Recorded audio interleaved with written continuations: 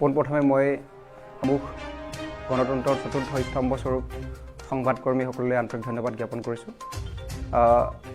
আমাৰ মাজত উপস্থিত আছে আমাৰ কেন্দ্ৰীয় সমিতিৰ সভাপতি মাননীয় হৰেশ্বৰ বৰ্মা ডাঙৰীয়া, আৰু উপস্থিত আছে আমাৰ কেন্দ্ৰীয় বিত্ত সচিব অনুপ মুছাহাৰী আৰু digital secretary Aurangzeb Sonowal.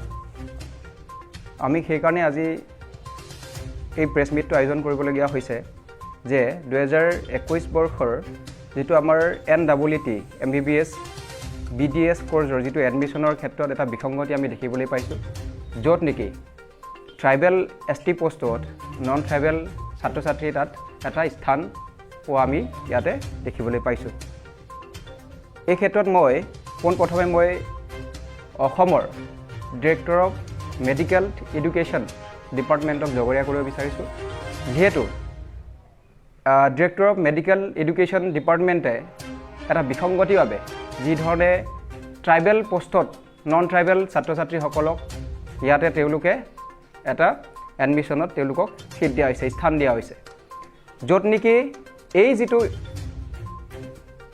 Tribal পোষ্টত নন ট্ৰাইবেল ছাত্ৰ ছাত্ৰীসকলক এডমিশ্যনৰ স্থান দিয়াৰ লগে লগে আমাৰ ট্ৰাইবেল ছাত্ৰ ছাত্ৰীসকলৰ ভৱিষ্যত প্ৰজন্মক লৈ বা ট্ৰাইবেল ছাত্ৰ ছাত্ৰীসকলৰ ভৱিষ্যতক লৈ এটা হেতালি খেলা হৈছে, য'ত নেকি ইয়াতে তেওঁলোকৰ ইয়াত যিটো পাইছোঁ আমি 4-5জনকৈ প্ৰায় সংখ্যক শৰ্মা, বৰুৱা, কাশ্যপ এনেধৰণৰ উপাধিধাৰীৰ কিছুমান ছাত্ৰ ছাত্ৰী ইয়াত ট্ৰাইবেল ST P আৰু STৰ যিটো পোষ্টত তেওঁলোকক ইয়াত এডমিশ্যনৰ স্থান দিয়া দেখা গৈছে, য'ত নেকি আমাৰ ট্ৰাইবেল ছাত্ৰ ছাত্ৰীসকলৰ 4-5জনকৈ ছাত্ৰ ছাত্ৰীয়ে ইয়াত এটা বঞ্চিত হ'বলগীয়া হৈছে।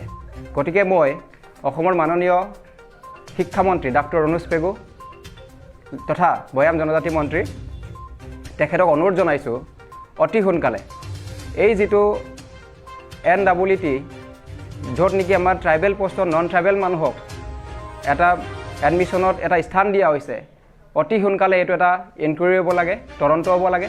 তদন্ত কৰি অতি সোনকালে যিসকল দোষী এই দোষীসকলক এটা উচিত শাস্তি দিবৰ কাৰণে আমি দাবী জনাইছোঁ।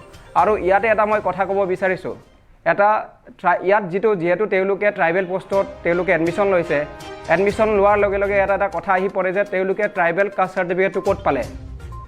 ইয়াত ট্ৰাইবেল কাষ্ট চাৰ্টিফিকেট নোপোৱাকৈ তেখেতসকলে কেনেকৈ ট্ৰাইবেল পোষ্টত তেওঁলোকে এডমিশ্যনৰ স্থান পালে। গতিকে এটা ৰহস্যৰ আৱৰ্তত, আৰু এই ট্ৰাইবেল চাৰ্টিফিকেটটো কোনে প্ৰদান কৰে সেই বিষয়টো আমি জানিব লাগিব। ট্ৰাইবেল চাৰ্টিফিকেট দিয়ে আমাৰ অসম চৰকাৰে দিয়ে। অসম চৰকাৰক কোনে আইডেণ্টিফাইড কৰে? নিশ্চিতভাৱে আমাৰ জনজাতি যিটো ট্ৰাইবেল সংঘইটো আইডেণ্টিফাইড কৰে, আৰু সেই ট্ৰাইবেল সংঘই ট্ৰাইবেল কাষ্ট চাৰ্টিফিকেট দিয়াৰ নামত পইচা সংগ্ৰহ কৰে। গতিকে আমি অসমত ট্ৰাইবেল সংঘৰ সম্পাদক প্ৰধান মাননীয় আদিত্য খাগলাৰী ডাঙৰীয়াকো বিষয়টো গুৰুত্ব সহকাৰে লৈ উচিত এটা তদন্ত কৰিবৰ কাৰণে আমি দাবী জনাইছোঁ।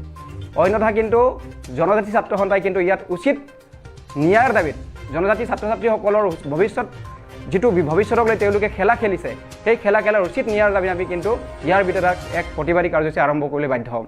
লগতে ইয়াতে এটা কথা, তেওঁলোকৰ যিটো DLEDৰ এডমিশ্যনৰ ক্ষেত্ৰতো একেই বিসংগতি আমি দেখিবলৈ পাইছোঁ। ইয়াতে তেওঁলোকৰ নাম আছে মনদীপ ফুকনে ST P, এইটো এটা ৰহস্যৰ আৱৰ্তত, যিহেতু তেখেত ST হয়নে নহয় এইটো আমাৰ এটা ডাউট আছে। আৰু লগতে ইয়াত আছে তেওঁলোকৰ এটা ধনমণি ৰাজবংশীটো আজিলৈকে আমি ST পোৱা অসমত আজিলৈকে শুনা নাই, কিন্তু ধনমণি ৰাজবংশী নামৰ এগৰাকীয়ে তেখেতে ST প্লেনত DLED কোৰ্ছত কেনেকৈ তেখেতে এডমিশ্যন পালে। গতিকে আমি অসম চৰকাৰৰ শিক্ষা বিভাগৰ দায়িত্বত থকা মাননীয় ডক্টৰ অনুজ পেগু ডাঙৰীয়াক অতি সোনকালে সেইটো ব্যৱস্থা ল'বৰ কাৰণে আৰু তদন্ত কৰিবৰ কাৰণে আমি দাবী জনাইছোঁ।